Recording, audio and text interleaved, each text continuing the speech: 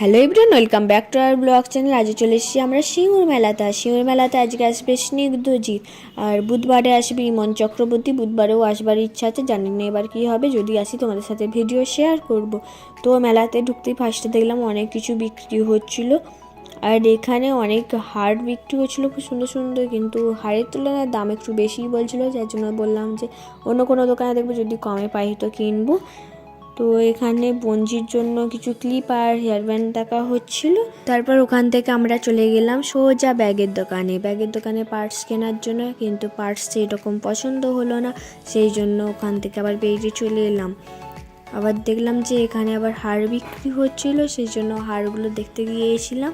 আর এখানে বাচ্চাদের জন্য খুব সুন্দর সুন্দর বেশ হেয়ার ব্যান্ড বিক্রি হচ্ছিল ফুলের। আর এখানে বড় বঞ্জির জন্য কিছু খেলনা কিনে নেওয়া হচ্ছিল। আর এই মিকি মাউসটা আমার তো চাপতে এখনও খুব ইচ্ছা করে, কিন্তু চাপতে তো দেবে না, বড় হয়ে গেছি বলে। কি আর করা যাবে, সেই জন্য ওখান থেকে চলে যাচ্ছি। তারপর দেখলাম এখানে সব ডিস্কো চাপছিল। ভাই রে ভাই, এটা কী করে ডিস্কো চাপে আমি বুঝতে পারি না, মাথা ঘোরে না। এই ডিস্কো আর নাগরদোল্লাকে আমার ভীষণ ভয় লাগে, মানে চাপিনি কোনো দিনও, কিন্তু দেখেই ভয় লাগে যে আমার মাথা ঘুরবে, সেই জন্য। তারপর আমি বললাম চয় সব না দেখে ফুচকা খাওয়াবি, চাই যেটা খেলে কাজের দেবে। তারপর আমরা ফুচকা খেতে চলে গেলাম ওখান থেকে সোজা। তারপরে এই ফুলের দোকানে দেখলাম অনেক সুন্দর সুন্দর ফুল বিক্রি হচ্ছিলো ঘর সাজানোর জন্য। তারপর আমরা চলে এলাম হাওয়াই মিঠাই খেতে। এখানে দেখলাম তখন হাওয়াই মিঠাই তৈরি করছিল, ওর ভিতরে দেখলাম অনেক রকম কালারিং চিনির মতনই, জানি না ওটাকে দিয়েছে, মনে হলো চিনি ঢোকালো, ঢুকিয়ে তারপরে খানিক্ষণ পরে ওইগুলো বেরিয়ে এলো, কাঠে দিয়ে আটকে নিল। তারপরে চলে যাচ্ছি আমরা কোন দিকে যাব দেখছি।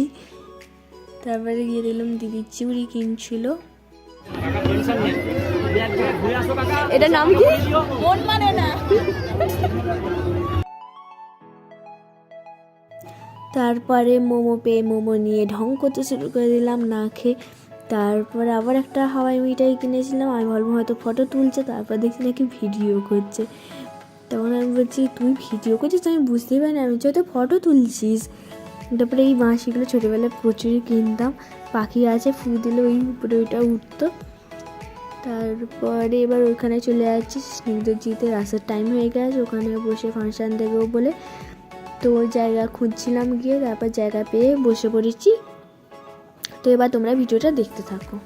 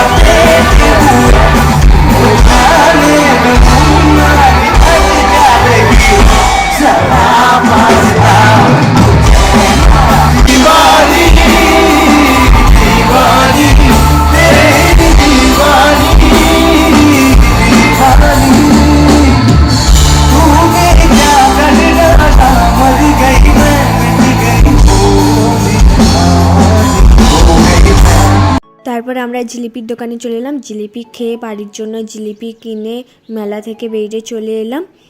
তারপরে স্কুটি নিতে গিয়ে ওখানে জগন্নাথ দেবের মন্দির দেখতে পেয়ে জগন্নাথ দেবকে দর্শন করে তারপর আমরা ওখান থেকে বেরিয়ে চলে এলাম বাড়ির জন্য। আর দেখলাম রাস্তায় কত ভিড়, তখনও কত সবাই যাচ্ছে এখনও। তো ভিডিওটি এই পর্যন্তই রইল। ভিডিওটি ভালো লেগে থাকলে অবশ্যই লাইক কমেন্ট শেয়ার করতে ভুলো না, আর আমাদের চ্যানেলে নতুন হয়ে থাকলে সাবস্ক্রাইব করে দিও।